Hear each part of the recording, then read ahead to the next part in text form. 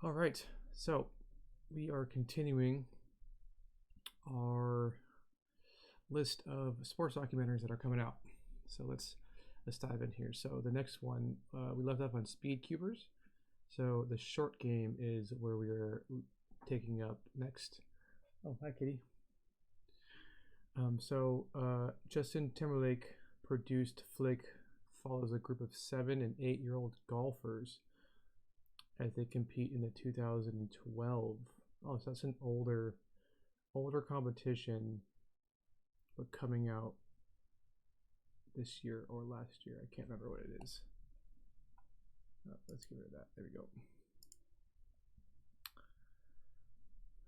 There's going to be the 2012 U.S. Kids World Championship.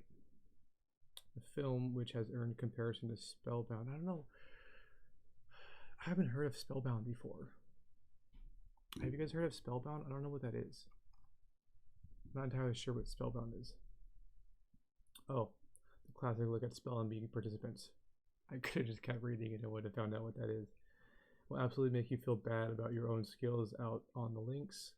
But it's also entertaining and often enlightening at the look at youth sports culture. Dude, I have watched some kids play golf.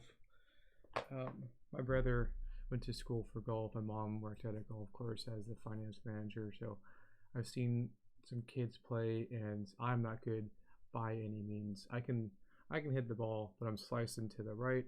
I'm topping it. I'm chunking it. You know, it's just all over the place. And I'll have a couple good shots, which keeps you playing, right? But these kids, I promise you, these kids are insane. They start playing when they're super young, right?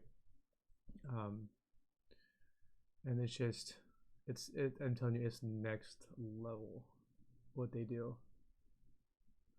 But yeah, okay, so let's continue. So that's the short game. Are these all coming out this year? Oh, these are just out already. Oh, okay, so these aren't just coming out this year. These are already out. Got it.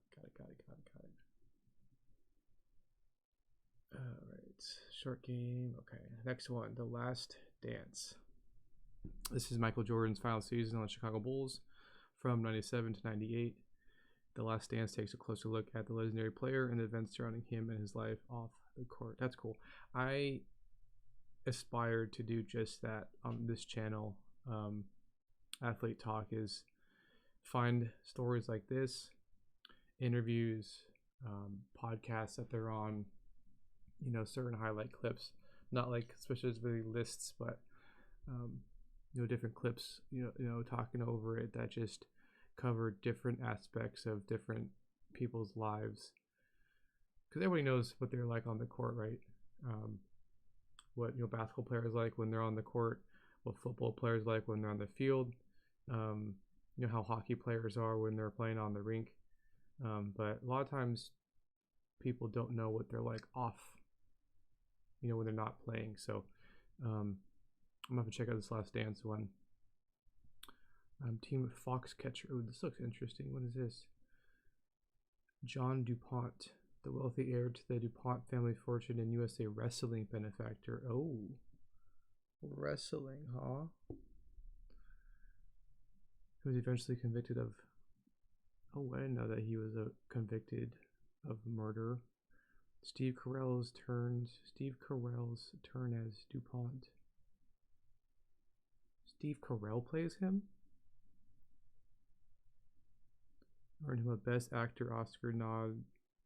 But this documentary digs deeper, usually using family footage to tell a tragic true crime story behind the late DuPont. I'm not super familiar with their family, but the fact that Steve Carell, that's right, that's who I think it is, right? Steve Carell, it has to be. I spelled that wrong. It is him, okay. Interesting. I'm gonna have to watch that. Team Foxcatcher, in case anybody's wondering what that show is. Or not, that documentary. The Kid from Coney Island.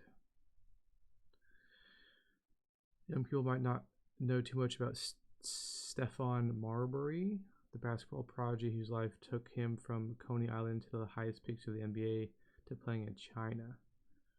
Stephon Marbury. I don't know who that is either. Do you guys know who Stephon Marbury is? O-N.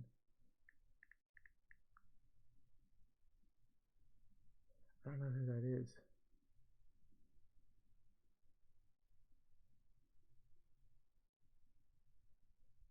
He's the head coach for the Beijing Royal Fighters of the Chinese Basketball Association. Now, wow. What a turn of events. He went from Coney Island to playing in the NBA to coaching. That's wild. The Dawn Wall. Oh, rock climbers.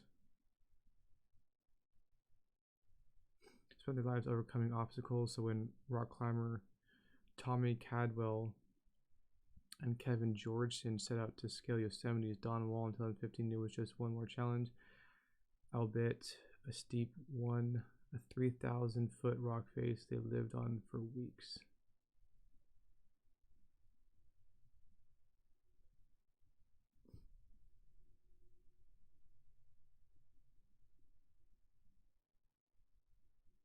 I could not imagine doing that. Living on a mountain face for weeks? So 3,000 feet. Let's say it took them 2 weeks. It's taking them 3 weeks. They're climbing, 3,000 feet.